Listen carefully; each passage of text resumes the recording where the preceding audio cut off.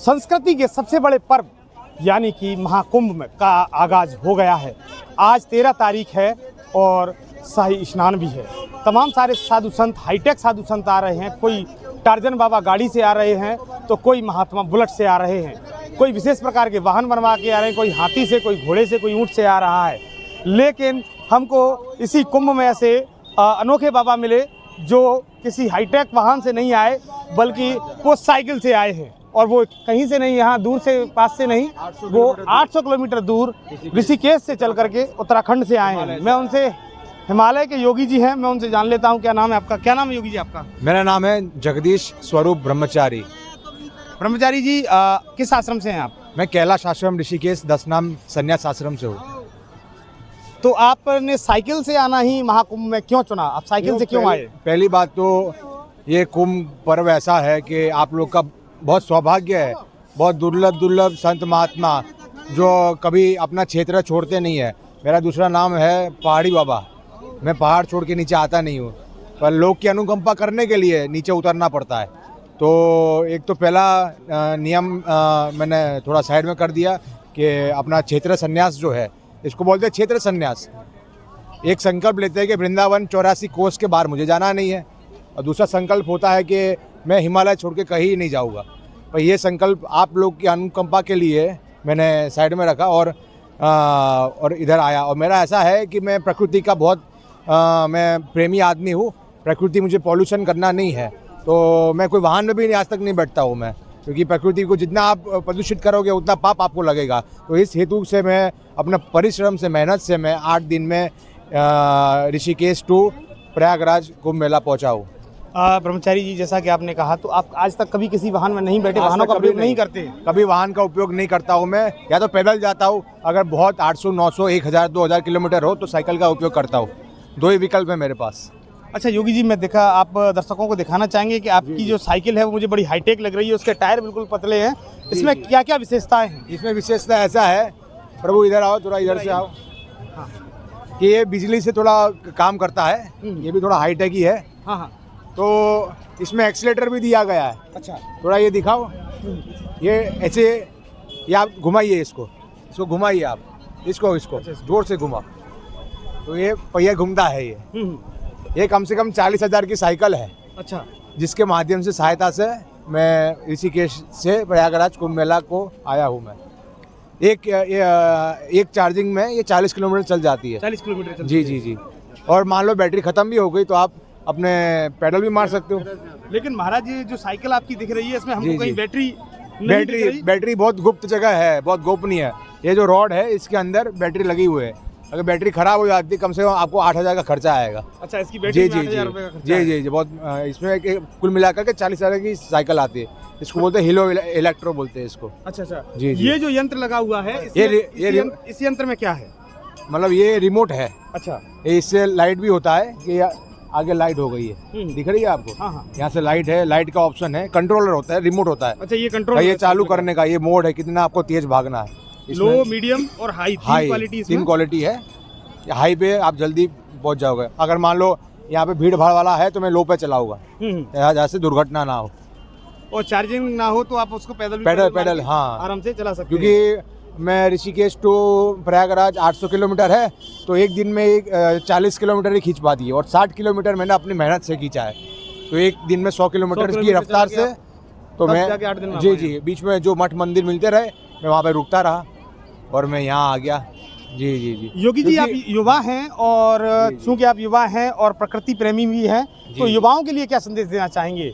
युवा को ऐसा है कि जो आज तक नास्तिकता का दौर चला है, कि बहुत लोग भगवान पर विश्वास नहीं करते, क्योंकि जितने लोग यहाँ कुंभ नगरी में हैं उतने ही 2-4 गुना 5 गुना लोग नास्तिक है, तो भगवान को नहीं मानते। कि थोड़ा बहुत श्रद्धा रखिए। ये है कि भाई भगवान का प्रमाण तो मांगना चाहिए। जो प्रमाण है भगवत गीता में है, प्रमाण है, पुराण उपनिषद में प्रमाण है। तो भगवान पे विश्वास रखिए, तो आपके हर चीज़ में आपको सहायता मिलेगी। योगी जी, मैं एक और बात कहना चाहूँगा कि जिस तरह युवा आज के दौर में सबसे ज़्यादा नशे में, और दूसरा जो है कि ये जो ऑनलाइन गेमिंग वाले सट्टे जो चल रहे हैं उसमें सबसे ज़्यादा फंस रहा है, फिर उसके बाद में सुसाइड कर रहा है। तो उस नकारात्मकता से निकलने के लिए युवाओं को क्या करना चाहिए? देखो, हमारे गीता में लिखा है कि जो संसार का जो मौलिक स्वरूप है संसार का मौलिक स्वरूप दुख है। वो दुख को बचने के लिए लोग सिगरेट पीते हैं, लोग दारू पीते हैं, लोग मटन खाते हैं, लोग बेविचार करते हैं, लोग पिक्चर देखने चले जाते हैं। ये सब उन्होंने विकल्प, हाँ, तो उससे अच्छा आप सबसे अच्छा विकल्प चुनिए कि भगवान का नाम लीजिए। आप मंदिरों में जाइए, साधु संतों के साथ बैठिए आप। ये वो आपको जो संसार रूपी दुख जो है उसका निवारण का इलाज यही है। मजबूरी में पीता है लोग, दारू क्यों पी रहा है? क्योंकि ये दुख, डिप्रेशन होता है, उसको भुलाने के लिए। तो वो है भगवान का नाम लिए, साधु संतों के पास रहिए, तो जिससे ये तो दुख है, दुख तो है ही है, उसका जो ऑप्शन आप रास्ता गलत चूज़ कर रहे हो। और आप भगवान के शरण में आओगे तो आपको ज्ञान मिल सकता है और आपको बहुत आनंद हो जाएगा। और जो, क्योंकि मरोगे तो आपको 84 लाख योनि में जन्म पड़ना ही पड़ेगा। अभी फिर बाद में मनुष्य की योनि में आपको जन्म में मौका मिलेगा नहीं, क्योंकि एक मौका तो आपको मिल चुका है, वो आपने बेकार में डाल दिया और आपने दारू पी के सुसाइड करके आपने 84 लाख योनि में वापस आपने तो आपको मनुष्य जीवन मिला है, उसका आप लाभान्वित, आप भगवान का परोपकार मानिए कि आपको मनुष्य योनि में आपको भगवान की प्रार्थना करने के लिए बनाया है, ना कि आपको नशे में धूर्त होने के लिए। कल योगी जी शाही ब्रह्मचारी जी शाही स्नान होने वाला है। करोड़ों की संख्या में यहाँ श्रद्धालु जुटेंगे। गिनीज बुक वर्ल्ड में इसका उल्लेख भी जाएगा, क्योंकि विश्व भर में कोई ऐसा स्थान नहीं है जहाँ इतनी मात्रा में और इतने अनुशासन पूर्वक लोग एकत्रित होते हों। व्यवस्थित रूप से जो कार्यक्रम हो रहा है, इसको लेकर क्या कहेंगे आप? देखो, ये 12 साल में एक बार महाकुंभ आता है, तो ये स्नान बिल्कुल ना, तो ये है मेन, तो मानिए तो ये प्रयागराज का बहता पानी है, और श्रद्धा से मानिए तो ये मोक्षदायिनी है, सारे पाप को धुलाने वाली है।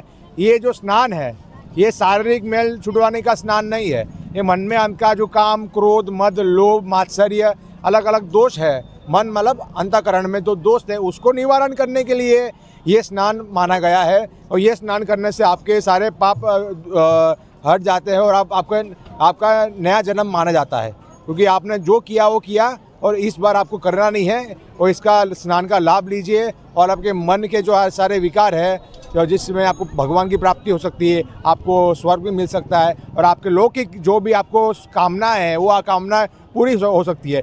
मेन चीज़ है श्रद्धा के साथ आप स्नान करिए, और आपने इतनी श्रद्धा के साथ स्नान किया तो बार बार आपको धरती पे नहीं आना पड़ेगा, आपका मोक्ष हो जाएगा। साधु संत इसलिए स्नान करते हैं। पर ये बदतमीजी ना करिए जो गृहस्थी पैंट शर्ट में लोग होते हैं कि नहीं हम धक्का मुक्की साधु संत नागाओं को पीछे छोड़ करके मैं पहले स्नान करूँगा। गंगा नदी का महत्व इसलिए है कि अपना जो तेज होता है महात्मा का, वो स्नान करने से वो पवित्र पानी और उसका महत्व बढ़ जाता है, तब जाके आपका पाप धुलेंगे। ठीक है, तो पहला मौका आप महात्मा को दीजिए, उसके बाद आप क्योंकि स्नान करिएगा। तो निश्चित तौर पर बहुत बहुत धन्यवाद ब्रह्मचारी जी, नमो नारायण। आपने एक अच्छा संदेश दिया। तो आप देख सकते हैं, मैं एक बार महाराज जी की साइकिल दिखा देता हूं।